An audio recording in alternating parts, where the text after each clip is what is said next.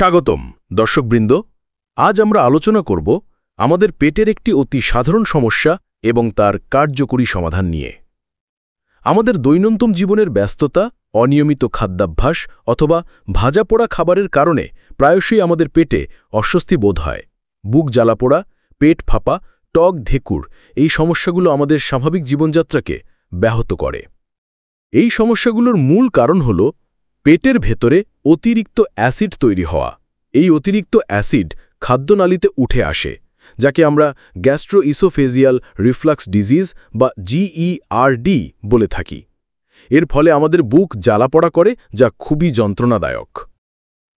এই ধরনের সমস্যার জন্য ইনসেপ্টা ফার্মাসিউটিক্যালস আপনাদের জন্য নিয়ে এসেছে একটি যুগান্তকারী সমাধান, প্যান্টনিক্স।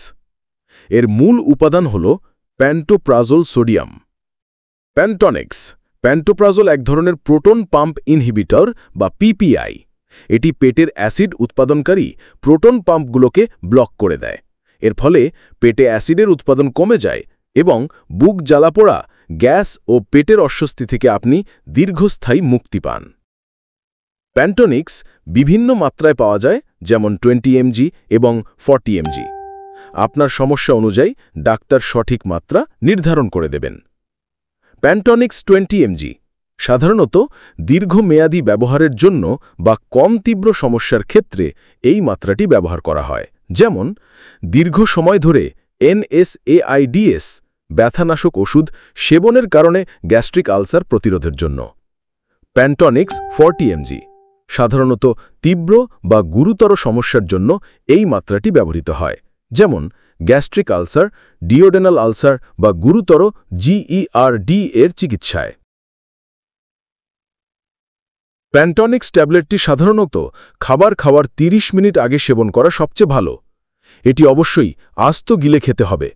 ট্যাবলেটটি ভাঙা, চিওয়ানো বা গুঁড়ো করা উচিত নয়, কারণ এতে ওষুধের কার্যকারিতা নষ্ট হয়ে যেতে পারে। বেশিরভাগ ক্ষেত্রেই প্যান্টনিক্স দিনে একবার সকালে সেবনের পরামর্শ দেওয়া হয়। ইনসেপ্টা ফার্মাসিউটিক্যালস তার পণ্যের গুণগত মান নিয়ে অত্যন্ত সচেতন। আন্তর্জাতিক মানদণ্ড অনুসরণ করে সর্বোচ্চ প্রযুক্তিতে আমাদের ফ্যাক্টরিতে প্যান্টনিক্স উৎপাদন করা হয়, যাতে আপনারা পেতে পারেন একটি নিরাপদ এবং কার্যকরী ওষুধ। এই ভিডিওটি শুধুমাত্র তথ্যের উদ্দেশ্যে তৈরি করা হয়েছে এবং এটি কোনোভাবেই চিকিৎসকের পরামর্শের বিকল্প নয়। ঔষধ সেবনের আগে অবশ্যই একজন রেজিস্টার্ড চিকিৎসকের সাথে পরামর্শ করুন।